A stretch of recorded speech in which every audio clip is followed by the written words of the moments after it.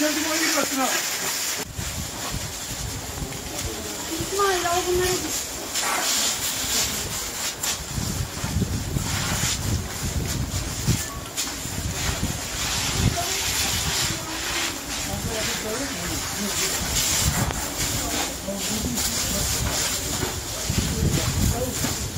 O yan taraftaki evin de tamamen